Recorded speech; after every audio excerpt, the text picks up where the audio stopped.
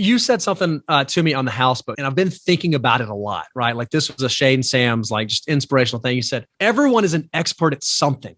Yeah. Right. And it's figuring out how can you take the thing that you are an expert at and let other people know about that. And I think that we live in one of the most exciting times ever to be able to capitalize on that, because now it's easy to be able to start a blog or a podcast or a YouTube. That wasn't around. I mean, that wasn't around 30 or 40 years ago. It wasn't easy to do like it is now.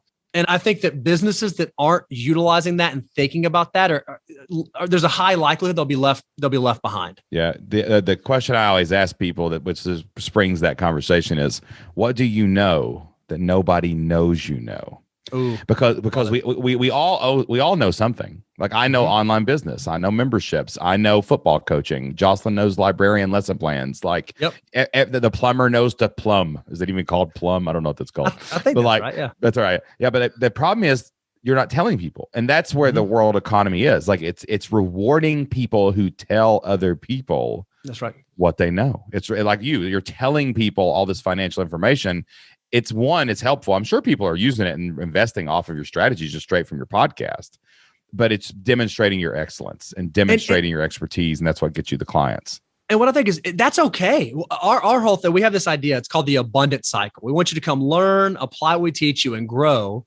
And there's no cost to that. It's completely free because we recognize we can't work. I mean, there's like 330 million Americans in this country. They can't all be clients of ours, nor do they need to be. So we recognize that, people can come and take this information and they can apply and it can impact their financial lives.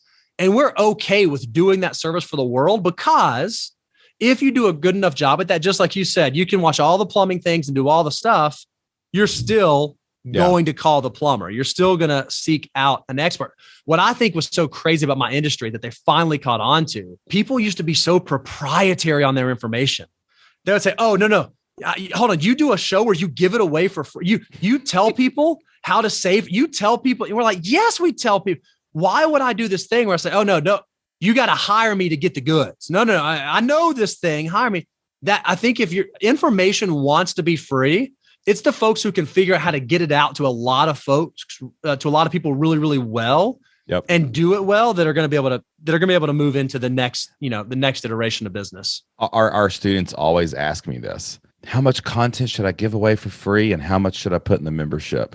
And my answer is always the same: all of it. It should all be free, and then it should all be organized in a path inside your membership. Everything I could possibly say, or that me and you that could talk about today, is 100% somewhere on free on the internet right now. Like you can look up any information. And in fact, on my podcast, my other podcast, the Flip Lifestyle podcast, like I've done like almost 600 shows now, right?